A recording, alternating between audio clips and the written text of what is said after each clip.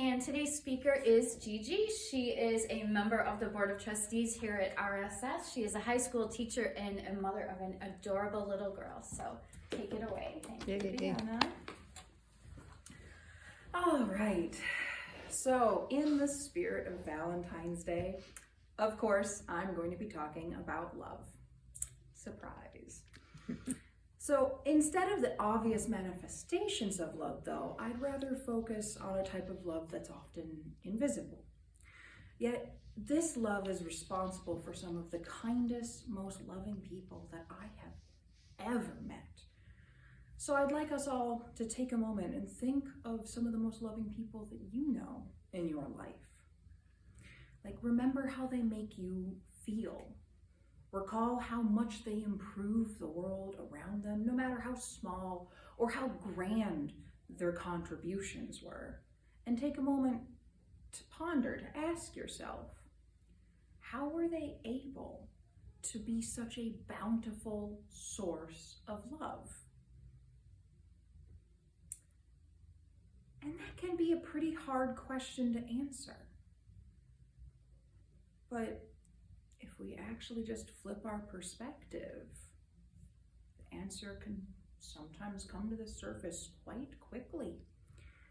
Instead of asking ourselves, how could they be such a source of love? Ask yourself, wait, what stops me from being able to be loving? What exhausts the source of love from my own soul? If you've ever felt like you just had no more love to give, one of those bottom of the barrel, I am just so burnt out days, what were the circumstances that caused that? And simply put, the people who have the most love to give are the people who are already inundated with love. When you receive love, it grows exponentially as you share it with others. And they return some of that love to you, and they also pay it forward to other people. It grows and it snowballs in the best way.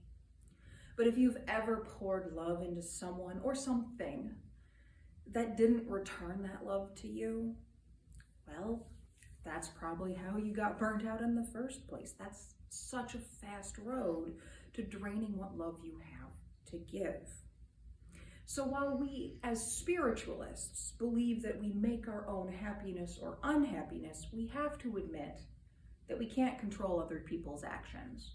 We can't control how other people love us. Just because we give our love to them doesn't mean that they will return it. But what we can control, though, is our own actions. Who do we choose to love? How do we spread that love? How far do we spread it? How much do we spread it? To our friends, to our family, to our loved ones?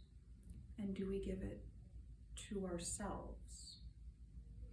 That's the kicker. That is the whole point of today. When you feel low on the love that you have to give, it is so important to self-reflect and consider, what love have you been giving yourself lately? When was the last time you gave yourself a break? Or gave yourself a compliment? Or just gave yourself a treat? So while there is now officially that Treat Yourself holiday on October 13th, thank you memes and the way that our world works, same as how you shouldn't only show love to your partner on Valentine's Day, you shouldn't only show love to yourself on Treat Yourself Day. Self-love is a recurring investment. Every day you should do just a little something to nourish your own sense of self, to nourish your own soul, to warm your own heart. But what are those little somethings, you might be asking yourself?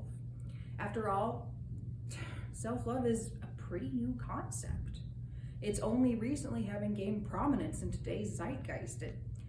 I never heard of it 10 years ago. Have any of you? It's a pretty new concept. So in some cases, I think it's honestly easier to figure this out if you treat yourself as a separate person from yourself and just ask the question, would I treat someone that I love the same way that I am treating myself right now? When I make a mistake, do I give myself the same understanding, the same patience, grace, or sympathy that I would give someone that I love? Well, I got to experience this firsthand on Valentine's Day. I burnt dinner. I burnt the romantic dinner that I was making, especially for my husband. I was trying new recipes, 2 new recipes. I was just juggling too much. And before I knew it, the fire alarm starts shrieking at me. And my husband comes running down the stairs, baby in hand, to help out. Oh God. I was so disappointed in myself. And no matter how lovingly my husband was trying to reassure me, I couldn't accept his consolations, because ultimately the reassurance that I needed to come from myself. And it wasn't until later that night where I was just scrolling the internet and I saw somebody else post a photo of their Valentine's Day dinner and an account of how they mangled it. And I just, after reading that and seeing how that person was able to laugh at themselves and still have a wonderful night with their partner, I realized how unfair I was being to myself. If my husband had been the one to attempt a fancy dinner for me, I wouldn't have cared if it got burnt. I mean, maybe I would have even been impressed if he had burnt the salad, you know.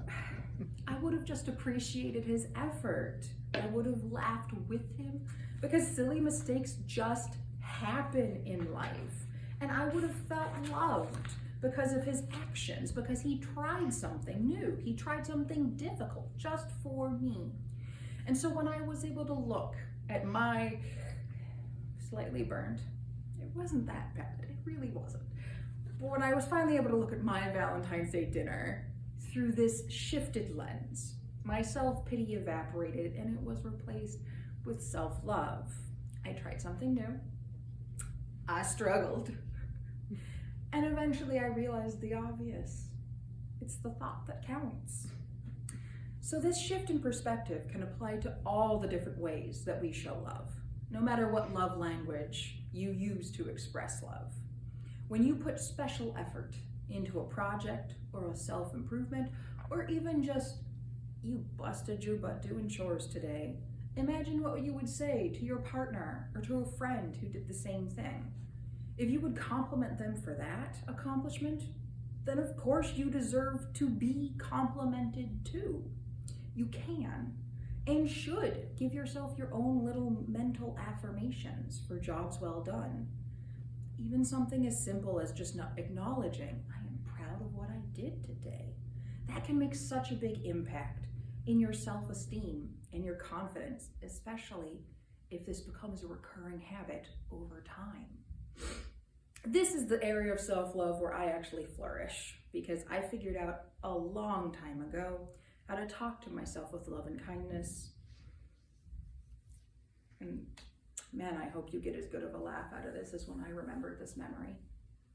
So like many teenagers, I struggled with body image when I was growing up, and I especially hated my nose.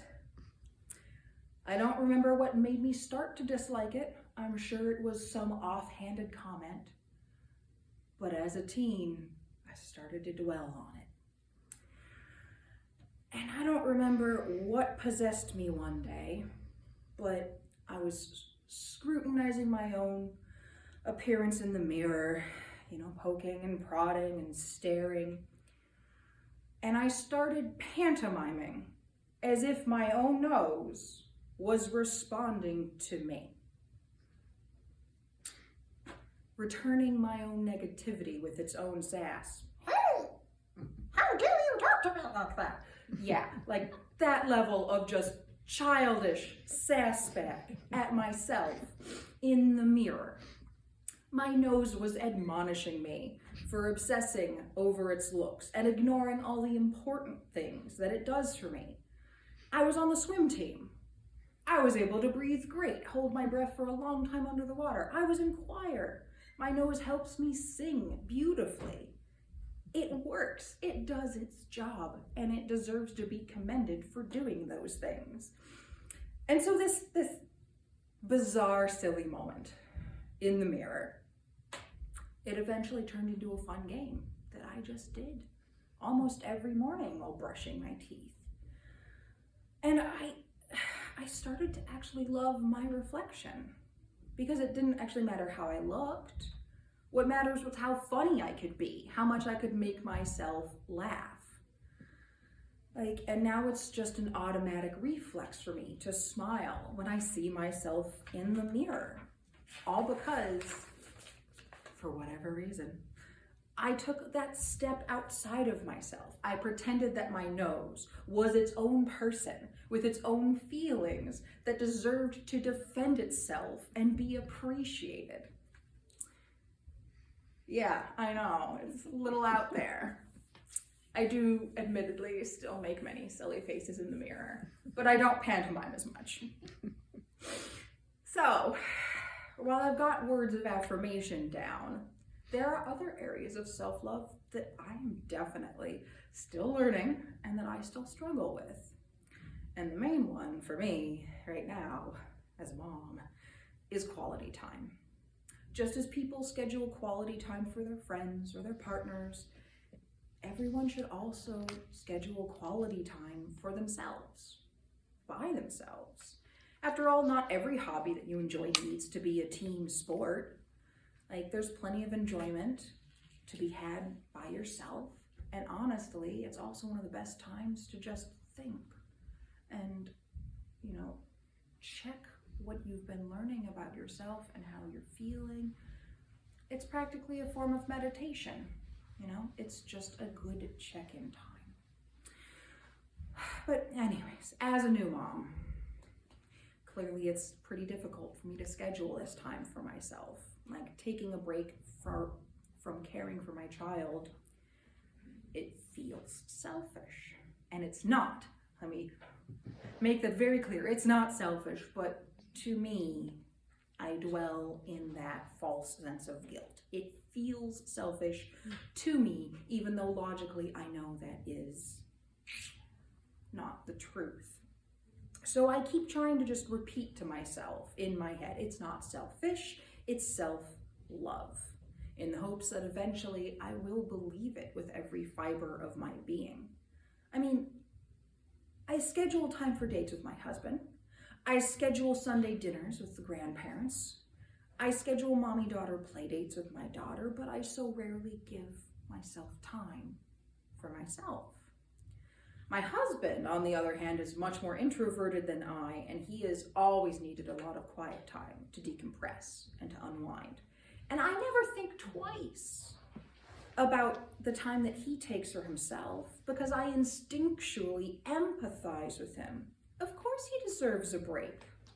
Yet I don't automatically extend that same empathy towards myself. So for now, I'll just keep repeating my mantra. It's not selfish, it's self-love. I push through the discomfort, and eventually my perspective will shift. And I will be able to empathize with myself more, and I will be able to treat myself with the same love and grace that I give to my husband. And it is this shift in perspective that can be such a powerful tool to transform our self-loathing into self-acceptance, to transform self-pity into self-forgiveness, and to change self-doubt into self-love. And we can even apply this shift in our perspective to our sixth declaration as spiritualists. We believe that the highest morality is contained in the golden rule. Do unto others as you would have them do unto you. We must also do unto ourselves as we would do to others. We should show the same grace, the same forgiveness, the same appreciation to ourselves that we would show to others, especially others that we love. Because love begets love. When we love ourselves more, we enable ourselves to be more loving, and we empower ourselves to spread more love through our families, through our communities, and to our whole world. So that's it for what I have for you today. I hope that you take something from this with you to spread through your life, to share with others, and to bring yourself joy and more love to your world. Have a nice day. Yay.